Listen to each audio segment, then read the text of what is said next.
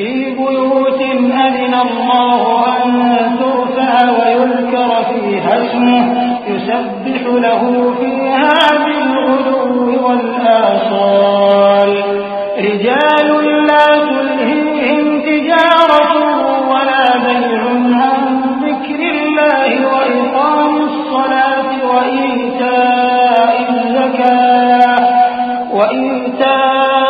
الزكاة يخافون يوما تتقلب فيه القلوب والأبصار ليجزيهم الله أحسن ما عملوا ويزيدهم من فضله والله يرزق من يشاء بغير حساب.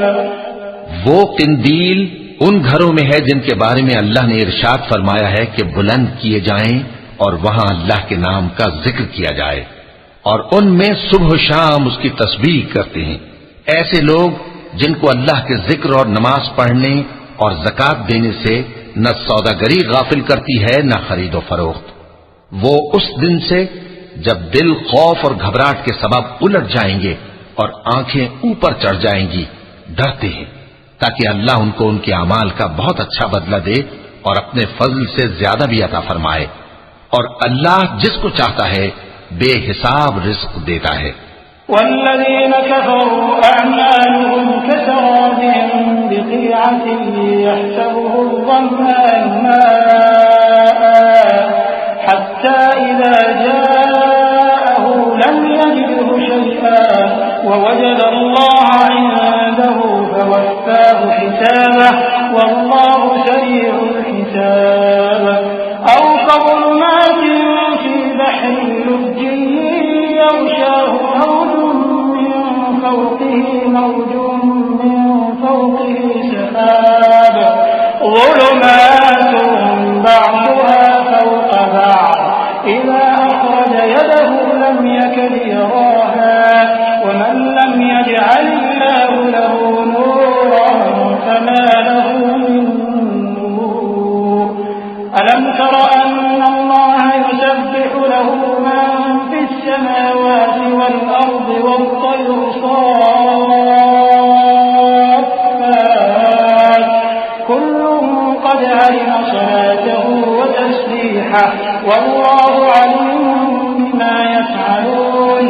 ولله ملك السماوات والأرض وإلى الله المصير.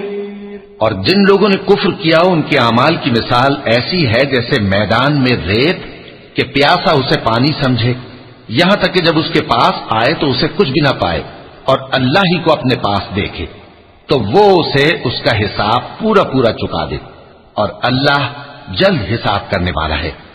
یا ان کے اعمال کی مثال ایسی ہے جیسے گہرے سمندر میں اندھیرے جس پر لہر چڑھی چلی آتی ہو اور اس کے اوپر اور لہر آ رہی ہو اور اس کے اوپر بادل ہو غرض اندھیرے ہی اندھیرے ہوں ایک پر ایک چھایا ہوا جب اپنا ہاتھ نکالے تو کچھ نہ دیکھ سکے. اور جس کو اللہ روشنی نہ دے اس کو کہیں بھی روشنی نہیں مل سکتی. کیا تم نے نہیں دیکھا کہ جو لوگ آسمانوں اور زمین میں ہیں اللہ کی تسبیح کرتے رہتے ہیں اور پر پھیلائے ہوئے پرندے بھی اور سب اپنی نماز اور تسبیح کے طریقے سے واقف ہیں اور جو کچھ وہ کرتے ہیں سب اللہ کو معلوم ہے. اور آسمان اور زمین کی بادشاہی اللہ ہی کے لیے ہے اور اللہ ہی کی طرف لوٹ کر جانا ہے.